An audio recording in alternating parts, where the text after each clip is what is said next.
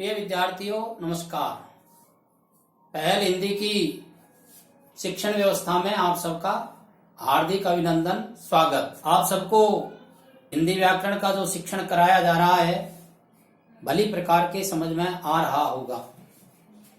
मैंने पहले के वीडियो में भी आग्रह किया है कि आप कम से कम 2 बार और इस वीडियो को सुने।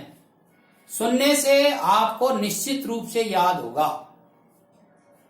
सुनने के बाद इसको अपनी कॉपी में उतार लें। कॉपी उतारने के बाद आप इसको पढ़ लें। पढ़ते पढ़ते सुनते सुनते आपको कहीं कोई सुझाव देने की आवश्यकता लगती है तो कमेंट्स के द्वारा आप सुझाव दे सकते हैं। निश्चित रूप से आपके सुझावों की पालना करते हुए और अच्छे से अच्छा और शिक्षण करवाने का मेरा प्रयत्न रहेगा।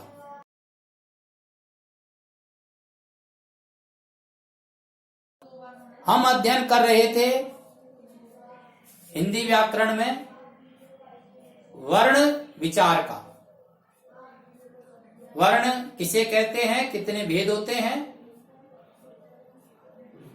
तो हम पढ़ चुके थे वर्णों के 2 भेद होते हैं, स्वर वर्ण और व्यंजन वर्ण। स्वर वर्णों का अध्ययन हम कर चुके थे। व्यंजन वर्णों का अध्ययन हम आज करेंगे। पहले के अध्ययन में हमारे ध्यान में आ रहा है कि देवनागरी, हिंदी की लिपि देवनागरी लिपि है और देवनागरी लिपि सर्वश्रेष्ठ और वैज्ञानिक लिपि है। और ये जो वर्ण है ये देवनागरी लिपि के चिन्ह है। वैज्ञानिक लिपि इसलिए है कि इन वर्णों का जो उच्चारण है वो वैज्ञानिक आधार पर होता है, अर्थात अपने मुख से जब वायु बाहर निकलती है तो वायु के बाहर निकलने से और जीभ के मुख के अंदर विभिन्न स्थानों पर टकराने से ही इन वर्णों का उच्चारण होता है। स्वर वर्णों के उच्चारण में हमने पढ़ा था कि उच्चारण काल के अनुसार ही इनका विभाजन किया गया है। आज व्यंजन वर्ग में भी हम इसका अध्ययन करेंगे। यहां समझाया गया है व्यंजन वर्ण किसे कहते हैं, उसका अर्थ क्या है, परिभाषा क्या है और इसके भेद कितने हैं। तो आप देखिए व्यंजन वर्ण, इसको अंग्रेजी में कॉन्सोनेंट भी कहते हैं।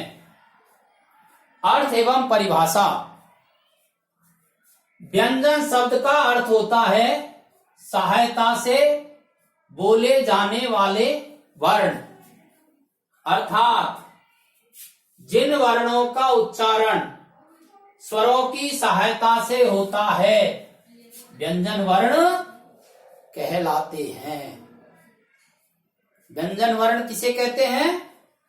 स्वरों की सहायता से बोले जाने वाले वर्णों को व्यंजन वर्ण कहते हैं। कैसे? देखिए समझाया अपन को। के प्लस ए बराबर क। के हलंत है और इसमें ए स्वर मिला हुआ है। दोनों को मिला देने से के वर्ण बनता है, यह व्यंजन वर्ण है। इसी प्रकार से ख प्लस अ, दोनों को मिलाने से ख बनता है। ख हलंत है, ए स्वर है। दोनों को मेल से ख व्यंजन बनता है। अतः हम कह सकते हैं कि व्यंजनों के उच्चारण में स्वरों की सहायता ली जाती है। व्यंजन कितने होते हैं तो यहां आपको समझाया गया है कि हिंदी वर्णमाला में व्यंजन 33 होते हैं। 33 व्यंजनों का वर्णन है हिंदी वर्णमाला में। एक पंक्तियां लिखी हुई है, स्वर वर्ण स्वतंत्र व व्यंजन वर्ण आश्रित होते हैं। इसको आप रेखांकित कर लीजिए। एक प्रश्न बनता है इसमें से, स्वतंत्र वर्ण किसे कहते हैं और आश्रित वर्ण किसे कहते हैं? तो यहां समझाया है, स्वर वर्ण स्वतंत्र वर्ण होते हैं और व्यंजन वर्ण आश्रित वर्ण होते हैं। क्यों? उत्तर आपकी समझ में आ गया होगा। स्वरों के उच्चारण में अन्य किसी वर्ण की सहायता नहीं ली जाती है, इसलिए ये स्वतंत्र वर्ण हैं। और दूसरा है, व्यंजनों के उच्चारण में स्वरों की सहायता ली जाती है, इसलिए ये आश्रित वर्ण कहलाते हैं। अब आता है व्यंजन वर्णों के भेद। व्यंजन वर्णों के भेद निम्न अनुसार हैं। क उच्चारण के आधार पर व्यंजन वर्णों के भेद। आप देखिए, उच्चारण के आधार पर व्यंजन वर्णों के 3 भेद हैं। पहला, स्पर्श व्यंजन, इसको वर्गीय व्यंजन भी कहते हैं। वर्गीय व्यंजन क्यों कहते हैं? क्योंकि इसमें 5 वर्गों में इनको बांटा गया है। क वर्ग, च वर्ग, ट वर्ग, त वर्ग, प वर्ग। धैर्य रखिए, विस्तृत अध्ययन करेंगे आगे इसका। ऐसे 5 वर्गों में स्पर्श व्यंजनों को बांटा गया है, इसलिए इनको वर्गीय व्यंजन भी कहते हैं। और इनकी संख्या कितनी होती है? 25। दूसरा भेद है अंतस्थ व्यंजन, इसको अर्ध स्वर व्यंजन भी कहते हैं। इनकी संख्या कितनी होती है?